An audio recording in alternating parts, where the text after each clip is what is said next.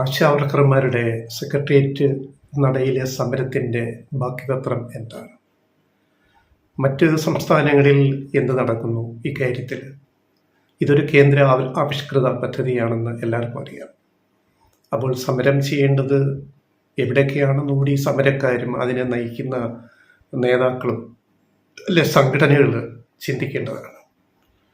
അതിനെയൊക്കെ മറന്നുകൊണ്ടൊരു വലിയ സമരം എന്ന രൂപത്തിൽ സെക്രട്ടേറിയറ്റിന് മുമ്പിൽ ദിവസങ്ങളോളം സമരമിരുന്നു. എന്നിട്ട് കോൺഗ്രസ് ഭരിക്കുന്ന പ്രതിപക്ഷം, ഇവിടുത്തെ പ്രതിപക്ഷം കോൺഗ്രസ് ഭരിക്കുന്ന മറ്റ് സംസ്ഥാനങ്ങളിൽ അല്ലെ BJP ഭരിക്കുന്ന സംസ്ഥാനങ്ങളിലെ സ്ഥിതി എന്താണ്? കേന്ദ്രം മുന്നോട്ട് കൊണ്ടുവന്നൊരു പദ്ധതിയിൽ സംസ്ഥാനങ്ങളും പങ്കാളികളാവുമ്പോൾ അതിൻ്റെ വിഹിതം തരാതിരിക്കുക, പല കാര്യങ്ങളിലും അങ്ങനെയുണ്ടല്ലോ. അപ്പോൾ അത് വരിഞ്ഞ് മുറുക്കലാവും. ഓണറോറിയം കൂട്ടാൻ ആഗ്രഹിച്ചാലും ചിലപ്പോൾ സർക്കാരുകൾക്ക് കൂട്ടാൻ പറ്റിയില്ലെന്ന് വരും. പ്രഖ്യാപനത്തിൽ മാത്രം ഒതുങ്ങിയെന്ന് വരും. അതാണ് ഇപ്പോൾ സിക്കിമിൽ കണ്ടത്. കോൺഗ്രസ് ഭരിക്കുന്ന സംസ്ഥാനങ്ങളിൽ സിക്കിമിൽ ആകെ എത്രയാണ്? സിക്കിമിലെ ആശാവർക്കർമാരുടെ എണ്ണം 676, വെറും 676. കേരളത്തിലാണെങ്കിൽ 26,125 ആശാമാരുണ്ട്. അവിടെ 10,000 രൂപ ഓണറോറിയം കൊടുക്കുമെന്ന് അവിടുത്തെ സർക്കാർ പ്രഖ്യാപിച്ചിട്ട് എത്രയോ മാസങ്ങളാണ്. ഇതുവരെ നടപ്പാക്കിയിട്ടില്ല. ഈ 676 ആശാവർക്കർമാർക്ക് കൊടുക്കുന്ന ഓണറോറിയത്തിൻ്റെ വാർഷിക ബാധ്യത സിക്കിമിന് വെറും 8 കോടി രൂപയാണെങ്കിൽ ഇത് കേരളത്തിന് 21,000 കോടിയാണ്. കേന്ദ്ര ആവിഷ്കൃത പദ്ധതിയാകുമ്പോൾ കേന്ദ്ര സഹായം വേണ്ടേ? കേന്ദ്രം തരാനുള്ളത് തരണ്ടേ? ഇനി കാര്യങ്ങൾ ഭംഗിയായിട്ട് നടക്കട്ടെ എന്ന് ഞങ്ങൾക്ക് പറയാനുള്ളൂ. ഇനി മറ്റൊരു മുന്നറിയിപ്പ് വരുന്ന തെലങ്കാനയിൽ നിന്നാണ്. കോൺഗ്രസ് ഭരിക്കുന്ന തെലങ്കാന മുഖ്യമന്ത്രി രേവന്ത് റെഡ്ഡി പ്രഖ്യാപിച്ചിരിക്കുന്നു ആശാവർക്കർമാരുടെയും അംഗൻവാടി ജീവനക്കാരുടെയും ഓണറോറിയം ശമ്പളവും മുടങ്ങുമെന്ന്. അദ്ദേഹം വൈകാതെ ഇങ്ങനെ പോയാൽ സർക്കാർ ഉദ്യോഗസ്ഥരുടെ ശമ്പളം പോലും മുടങ്ങും എന്ന് രേവന്ത് റെഡ്ഡി തെലങ്കാന മുഖ്യമന്ത്രി മുന്നറിയിപ്പ് നൽകുന്നു. കേരളത്തെക്കാൾ എത്രയോ അധികം വരുമാനമുള്ള ഒരു സംസ്ഥാനമാണ് തെലങ്കാന. അവിടുത്തെ മുഖ്യമന്ത്രി പറയുകയാണ് കേന്ദ്രത്തിൽ നിന്ന് വേണ്ടത്ര പണം ലഭിക്കുന്നില്ല, അതുകൊണ്ട് പലതും നടപ്പാക്കാൻ പറ്റുന്നില്ല.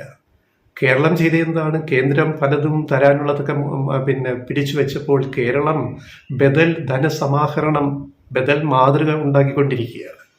അതുകൊണ്ട് ഇവിടെ ശമ്പളം മുടങ്ങുന്നില്ല. പലപ്പോഴും ഇവിടുത്തെ മാധ്യമങ്ങളും പ്രതിപക്ഷം പറഞ്ഞുകൊണ്ടിരിക്കുമല്ലോ, ട്രഷറി നാളെ പൂട്ടും. എങ്ങും പൂട്ടപ്പെടുന്നില്ലല്ലോ, എല്ലാവർക്കും ശമ്പളം കൃത്യമായിട്ട് കിട്ടുന്നുണ്ടല്ലോ. അംഗനവാടി പഠിപ്പിക്കുന്നവർക്കും ആശാവർക്കർമാർക്കും ഇത്ര കൊടുക്കുന്നുണ്ടല്ലോ. അവിടെ ഇത് മുടങ്ങിയിരിക്കുന്നു. തെലങ്കാനയിൽ ഇത് മുടങ്ങിയിട്ടാണ് റെഡ്ഡി പറഞ്ഞത് കൊടുക്കാൻ നിവൃത്തിയില്ല എന്ന്. വൈകാതെ സർക്കാർ ജീവനക്കാരുടെ ശമ്പളവും മുടങ്ങേണ്ടി വരും ഈ അവസ്ഥ മുന്നോട്ട് പോയാൽ. നമ്മൾ നോക്കുക തെലങ്കാനയുടെ വിഭവങ്ങളും കേരളത്തിൻ്റെ വിഭവങ്ങളും ഒരു താരതമ്യം ചെയ്ത് നോക്കിയാൽ മതി.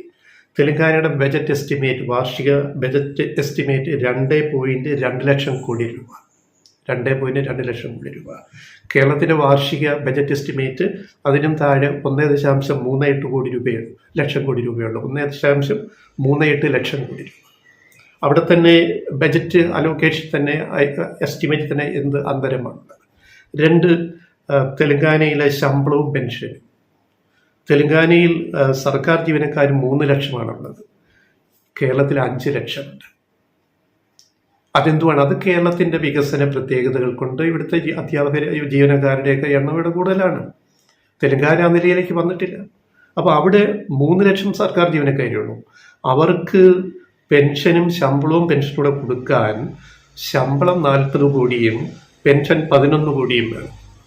ശമ്പളം 40 കോടി, പെൻഷൻ 11 കോടി, 3 ലക്ഷം പേർക്ക് ജീവനക്കാർക്ക് അവർ റിട്ടയർ ചെയ്യുമ്പോൾ പെൻഷൻ ഉൾപ്പെടെ. കേരളമോ 40 കോടിയുടെ സ്ഥാനത്ത് കേരളത്തിന് 42 കോടി വേണം ശമ്പളം നൽകാൻ. 42 കോടി.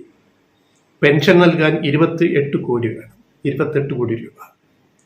അപ്പോൾ ഇവിടെ ഇതെല്ലാം കൃത്യമായിട്ട് കൊടുക്കാൻ കഴിയുന്നത് ഈ സർക്കാർ, ഇപ്പോൾ ഭരിക്കുന്ന സർക്കാർ, LDF സർക്കാർ തനത് വരുമാനം കൂട്ടാനും വിഭവം കൂട്ടാനും ടാക്സ് റവന്യൂവും നികുതി ഇതര വരുമാനങ്ങൾ വർദ്ധിപ്പിക്കാനുള്ള ബദൽ ശ്രമങ്ങൾ നടത്തുന്നു.